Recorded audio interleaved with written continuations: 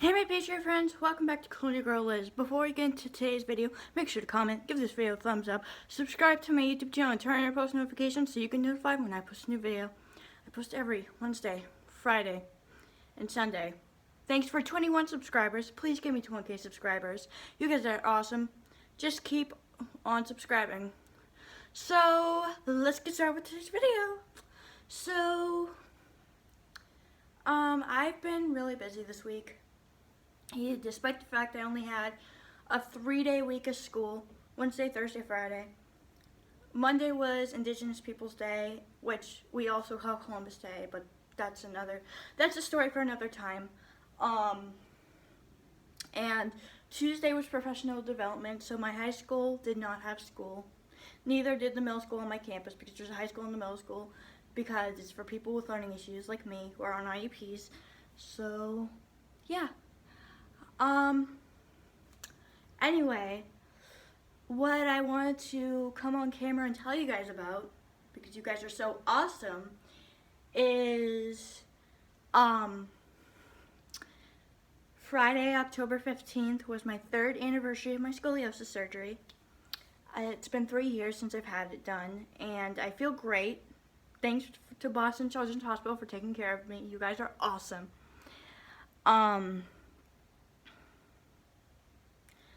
Anyway, I'm going to tell you what happened on the day of my surgery, so you'll be like, she had a surgery, what?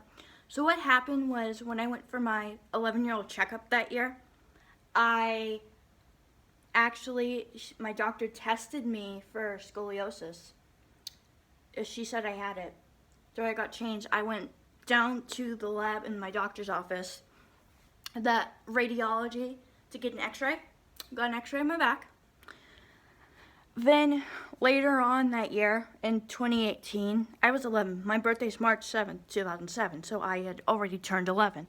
Anyway, I was in 5th grade when I got tested for scoliosis. This is my 2nd time having it. I had it when I was a toddler, but I had a back brace, and what happened was the scoliosis went away. And I had a back doctor, and I have a back doctor now. Anyway. Months later, we go to Children's Hospital, not in Boston, but in another town close to my hometown. I'm not going to tell you where I live, but in Massachusetts. And so, anyway, I get my back checked out, I get x-rays, I get examined by my back doctor. He doesn't know. He says we can put her in a back brace, which is not going to do anything. Or we can actually do surgery, which would take 5 hours, but we can do surgery if you would like. So my mother's like, don't put her in a back brace, it won't do anything. I'm like, no, I'm thinking to myself, no. Why would my parents want to put me through another frickin' surgery? Pardon my French, guys, but why would my parents want to put me through another frickin' surgery? Especially my dad, who is an operating room nurse. Why would you want to put me through a surgery? I understand that you work on people during surgery, but why would you want to put your 11-year-old daughter, me, through a surgery? 3 years later, I'm realizing they made the right choice. So anyways, when a couple weeks before I entered 6th grade in September of 2018, my first year of middle school, what happened was my father and my mother were talking about it over the phone. My father's like, yeah, it's best if Liz gets surgery to help her feel better. So what happened, I had 55 degrees. I had a 55-degree curve in my back, right? Scoliosis is a curve in your back. So what happened then was, what was I going to say? Oh yeah, what happened then was my parents talked about it over the phone, right? They scheduled it. This is what makes me so mad, but I'm not going to hold any of it against them because they're my parents and they do what's best for me. Anyway, what happened was I didn't even know they scheduled the surgery until they told me, like a month before I was going to get it, a month before I was going to go in for surgery. Anyway, what happened was my parents talked about it over the phone. Then my mother called Children's Hospital and scheduled it. They said we can have it on October 8th, but get this, October 8th is my mother's birthday. So she's like, why don't we have it on the 15th, which is a Monday? So then I went in for pre-op. I don't remember what day it was. I only remember that I went in for pre-op. Pre-op is a couple days to a day before your surgery. You get to go in and you find out what's gonna happen on the day of your surgery, and on the day that you go in and have your operation done. What happened to me was I got to meet with some doctors. I got an x-ray. We told them we were going in. I told them my medical history. And yeah, I got some blood drawn. Pre-ops are not fun, but if you have to do them, you have to do them. And parents, if your kids need surgery, the best thing to do is just tell them everything's gonna be okay, and be right by their side the whole time while they're experiencing this. You can, depends on the hospital, you can be with them while they fall asleep, but Boston Children's Hospital, when it was time for surgery, you know what happened? They said, okay, say goodbye to your parents. They couldn't even come back with me, so I had to say goodbye to my parents before they wheeled me back in my bed first into the OR for my surgery.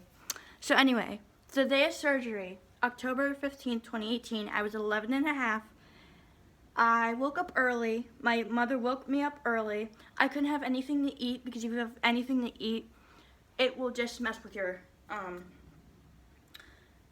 the food will mess with your anesthesia and it will make you sick and it won't put you to sleep. I don't know exactly why, but if I had to guess, I would say it's because it will mess with the anesthesia and it maybe won't properly put you to sleep for your operation. So my mother's like, okay, let's get up. It's the day of your surgery. I'm like, oh, it's surgery day? Oh, no. I was really dreading going to the hospital, but I'm glad I went because I'm glad they made me feel better. Thank you guys. You guys are true heroes. You guys really know what you're doing. All right. So anyways, let's stop. I got to stop sidetracking now.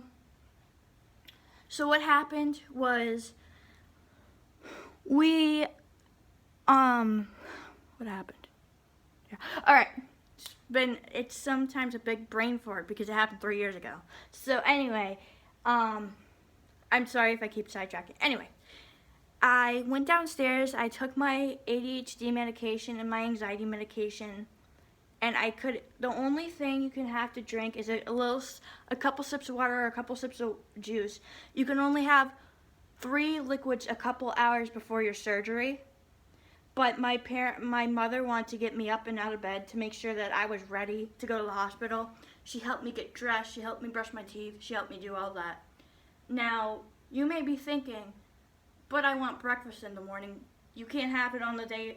I don't know if it's the same with dental surgery, but with medical surgery, when you go to the hospital, you can have clear liquids a couple hours before surgery. The only clear liquids there are apple juice and water. So I had a little bit of apple juice to help me to make my belly feel full because I wouldn't be eating for a while. Anyway, they helped. The next thing I know, after we get ready, it's time to go to the hospital for my surgery. So what happened was my mother's like, okay, get in the car. So I got in the passenger seat. We drove to the hospital. Boston Children's Hospital in Boston. We met my father there, who was an operating nurse, waiting room nurse, as I said a couple minutes ago in the video. We checked in on the 3rd floor. We waited in the waiting room. We went into the holding area, the pre-op area. This is not the same as when you go in for pre-op. This is another thing that everybody experiences differently. Anyway, there was a hospital bed for me back there. I got on the bed. Well, the nurse told me to get on the bed, and we went over medical history, and she gave me a blanket. So we went over some medical history. I told her I had anxiety, and I only took apple juice for my pills. And my mother she's like, how many pills did you take this morning and what's the dosage of them? So my mother told him because she has a note over on her phone. Anyway, the nurse said, okay, let me take your vitals. So she took my vitals, and then before I knew it, my dad met my back doctor because he had never met him before. He was very nice. And what happened was, it's time for me to change into my gown for surgery.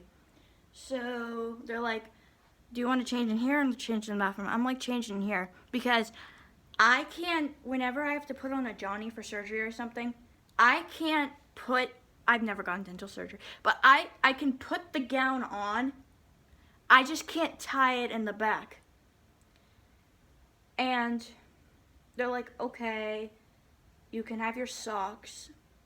And I'm not going to tell you what happened with my underwear. That's just disgusting, and that's something you don't need to know. Anyway, and I asked, where will my clothes go? And they're like, well, we're going to put your clothes in a safe space, and when you leave the hospital, you can change back into them. So, like, okay. Meanwhile, I brought a bag, and my mother didn't bring my phone in to me till the next day, phone and charger, so I could have it as the hospital to, like, contact people and stuff. Because I was lying there miserably in bed, so I would use Snapchat, right? So, what happened was, after I got into my gown, my dad came and he's like, oh my goodness, you're changed.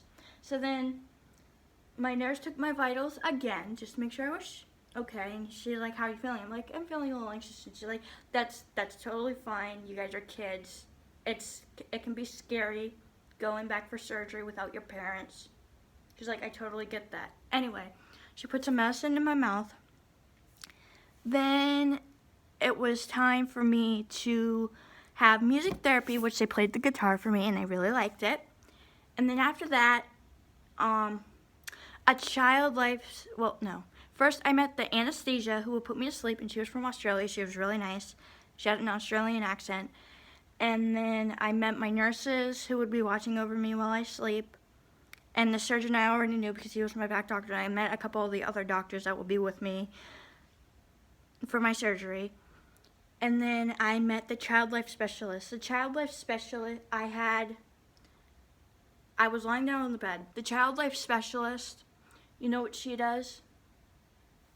The child life specialist is the person that talks to your child about what's going to happen when you go back into the operating room for your operation. So they had this iPad, this big iPad, like one of the old iPads, I don't know. They had an iPad, and she showed me this is what's going to happen. So she said, there's an operating table, but you won't be on the operating table because you're getting scoliosis surgery, so you'll be on your bed for surgery, your hospital bed for surgery. And then she showed me, she's like, you see these? These are the big bright lights. They're going to turn them on. They help the doctor see better, but they're not going to turn them on until you fall asleep. So after you fall asleep, they'll turn them on. But while you're awake, before you go to sleep for anesthesia, for your surgery, you're not going to see them on. You're going to see them, but they're going to be off. And then she says, this is the anesthesia, and she says, since you're 11, she says kids 10 and under get, 9 and under get an oxygen mask to help them fall asleep, that they put a tube in and they can decorate it. So when it comes time for the mask, all they have to do, the anesthesia has to do is put it over their nose and mouth.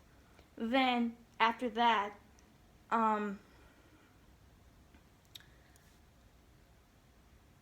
the nurse in the pre-op area, I was lying on my bed. She sat on the side of my bed and she says, okay, Elizabeth, it's time for your IV. I'm like, oh no. So my dad said, Liz, hold my hand. So I squeezed his hand. He was right there with me. He was very supportive. And he's like, they're like, this is going to sound very shocking because they have to take the IV needle out of the tube to put it in me. And then they had to tape it on my arm.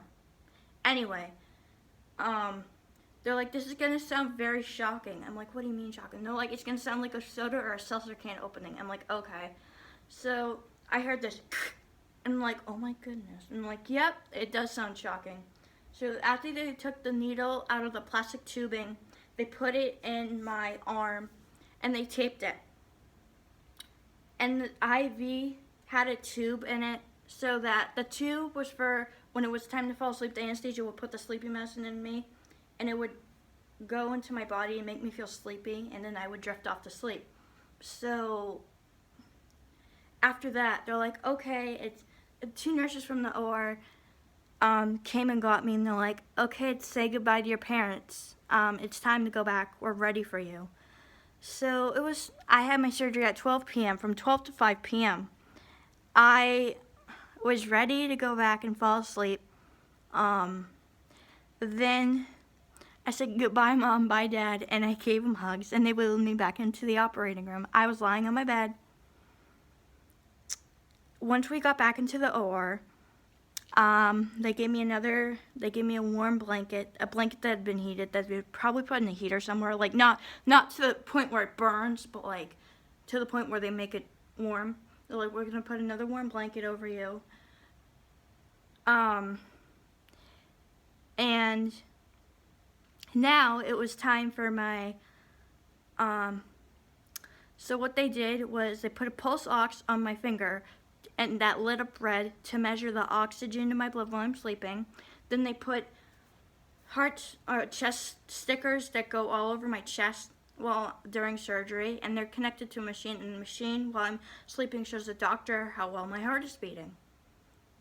And especially the anesthesia, because she's the one that watches over you while you're asleep. And after that, they took my blood pressure. After that, they took the cuff off. They're like, okay, the anesthesia said, let me listen to your heart and lungs and your stomach. And I did that. I was lying down when she listened to my stomach. So I was a little scared. What happened was anxious. I got an oxygen mask, not to put me to sleep. I got the oxygen mask to help me calm down with anxiety. They helped me take big deep breaths. And then it came time for my sleepy medicine, and I was like, oh my goodness. And they're like, it's okay. They said, we're all here to take great care of you. You're gonna be asleep. And they said you'll go to sleep, and before you know it, you'll wake up. So this was in like a tube. The medicine was in another tube. They pushed white liquid medicine into me. And as I was falling asleep, the nurse said, have a great sleep, pretty girl. We'll see you when you wake up. And the nurses were rubbing my stomach, and they were right with me when I fell asleep. After that, they rolled me onto my stomach. At 12 p.m., I fell asleep. 5 hours later, at 5 p.m., I woke back up in the operating room. They're like, how'd you sleep? They're like, how was your nap? I'm like, it was good. You see, anesthesia is different from the sleep you do at home, because the sleep you do at home isn't forced. Well, your parents force you to go to bed, but anyway, the sleep you do at home isn't forced. The sleep you do in a hospital is forced. They force you to go to sleep, because if you know what would happen if you weren't sleeping during surgery, you would feel pain. That's why they put you to sleep, so you don't feel pain, and so you're at peace while your operation's going on. And then after that, I went to the recovery room, and I saw my parents, and then after that, I went to my room on the 10th floor. That's all for today's video. Make sure to comment, give this video a thumbs up, subscribe to my YouTube channel, and turn on your post notifications so you get notified when I post a new video. I post every Wednesday, Friday, and Sunday. Thanks for 21 subscribers. Please give me 20K subscribers. You guys are awesome. Peace out, my Patriot friends. I love you.